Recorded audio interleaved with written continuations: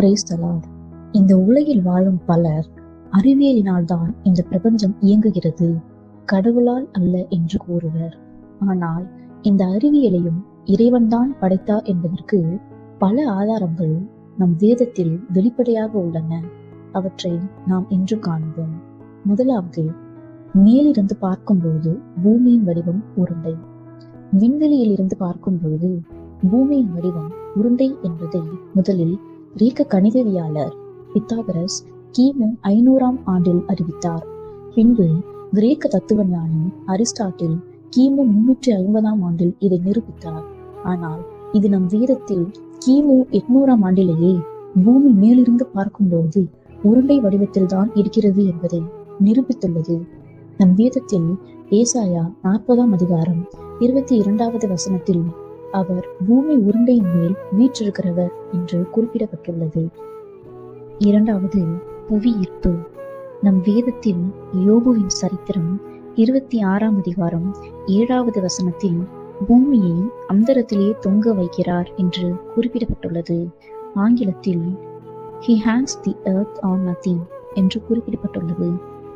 இதைத்தான் ஆங்கில பேரறிவாளரும் கணிதவியலாளருமான sir Isaac Newton 1687ஆம் ஆண்டில் புவி ஈர்ப்பு என்று கண்டுபிடித்தார். இதை நம் தேவன் சுமார் 3000 ஆண்டுகளுக்கு முன்னமே யோபுவுக்கு வெளிப்படுத்தினார். மூன்றாவது, நீர் சுழற்சி, hydrological cycle R water cycle. நம் வேதத்தில் அதே யோபுவின் சரித்திரம் 36ஆம் அதிகாரம் 27-28 வசனங்களில் அவர் நீர்த்துளிகளை அணுவை போல் ஏற பண்ணுகிறார். அவைகள் மேகத்திலிருந்து மழையாய் சொரிகிறது, அதை மேகங்கள் பெய்து மனுஷர் மேல் மிகுதியாய் பொழிகிறது என்று குறிப்பிடப்பட்டுள்ளது. அவர் நீர்த்துளிகளை அணுவை போல் ஏற பண்ணுகிறார் என்பது எவாப்ரேஷன், ஆவியாதல் அல்லது நீராவி போக்கு என்பதை குறிப்பிடுகிறது. அவைகள் மேகத்தில் இருந்து மழையாய் சொரிகிறது என்பது ஒடுக்கம், கண்டன்சேஷன் என்பதை குறிப்பிடுகிறது. அதை மேகங்கள் பெய்து மனுஷர் மேல் மிகுதியாய் பொழிகிறது என்பது பிரிசிபிடேஷன், மழை பொழிவு என்பதை குறிப்பிடுகிறது. மேலும் பிரசங்கி 1ஆம் அதிகாரம் 7ஆம் வசனத்தில் எல்லா நதிகளும் சமுத்திரத்தில் ஓடி விழுந்தும் சமுத்திரம் நிரம்பாது, தாங்கள் உற்பத்தியான இடத்திற்கு நதிகள் மறுபடியும் திரும்பும் என்று குறிப்பிடப்பட்டுள்ளது.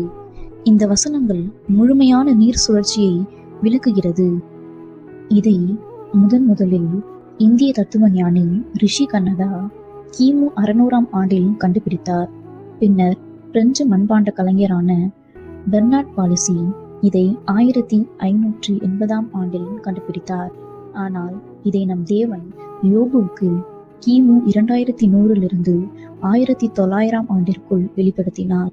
ரிஷி கன்னடா கிமு 600ஆம் ஆண்டில் கண்டுபிடித்ததை கிட்டத்தட்ட 1300 வருடங்களுக்கு முன்னரே நம் தேவன் இந்த நீர் சுழற்சியை யோபுவுக்கு வெளிப்படுத்தினார்.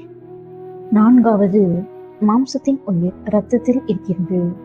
நம் வேதத்தில் லேவியராகமம் 17ஆம் அதிகாரம் 11ஆம் வசனத்தில் மாம்சத்தின் உயிர் இரத்தத்தில் இருக்கிறது என்று குறிப்பிடப்பட்டுள்ளது. ஒரு சரீரத்தின் உயிர் இரத்தத்தில் தான் இருக்கிறது என்பதை ஆங்கில மருத்துவ ஆராய்ச்சியாளரான வில்லியம் ஹார்வே 1620ஆம் ஆண்டில் தான் கண்டுபிடித்தார். ஆனால் நம் தேவன் கிமு 15ஆம் நூற்றாண்டிலேயே இதை மோசேக்கு வெளிப்படுத்தினார். ஐந்தாவது, எண்ண முடியாத நட்சத்திரங்கள். நம் வேதத்தில் எரேமியா 33ஆம் அதிகாரம் 22ஆம் வசனத்தில் வானத்த நட்சத்திரங்கள் எண்ண முடியாதது என்று குறிப்பிடப்பட்டுள்ளது. இதை கலிலேயோ கலிலே 1609ஆம் ஆண்டிலிருந்து 1610ஆம் ஆண்டிற்குள் கண்டுபிடித்தார். இது போன்று பல உண்மைகள் விஞ்ஞானிகள் கண்டுபிடித்ததற்கு முன்னமே நம் வேதத்தில் உள்ளன. கொலோசையர் 1ஆம் அதிகாரம் 16ஆம் வசனத்தில், ஏனென்றால் அவருக்குள் சகலமும் சிருஷ்டிக்கப்பட்டது, பரலோகத்தில் உள்ளவைகளும் பூலோகத்தில் உள்ளவைகளும் ஆகிய காணப்படுகிறவைகளும் காணப்படாதவைகளுமான சகல வஸ்துக்களும், சிங்காசனங்களானாலும் கர்த்தத்துவங்களானாலும் துரைத்தனங்களானாலும் அதிகாரங்களானாலும் சகலமும் அவரை கொண்டும் அவருக்கென்றும் சிருஷ்டிக்கப்பட்டது என்று குறிப்பிடுகிறது. இந்த வசனம் சகலமும் கடவுளை கொண்டுதான் படைக்கப்பட்டது என்பதை மிகவும் வலிமையாக குறிப்பிடுகிறது. ஆகவே அறிவியல் கடவுளை விட பெரியது இல்லை, அறிவியலையும் இறைவன்தான் படைத்தார் என்பதை நாம் புரிந்து கொள்வோம். God bless you. இந்த வீடியோ உங்களுக்கு பிடித்திருந்தால் லைக் பண்ணுங்க, ஷேர் பண்ணுங்க, சப்ஸ்கிரைப் பண்ணுங்க.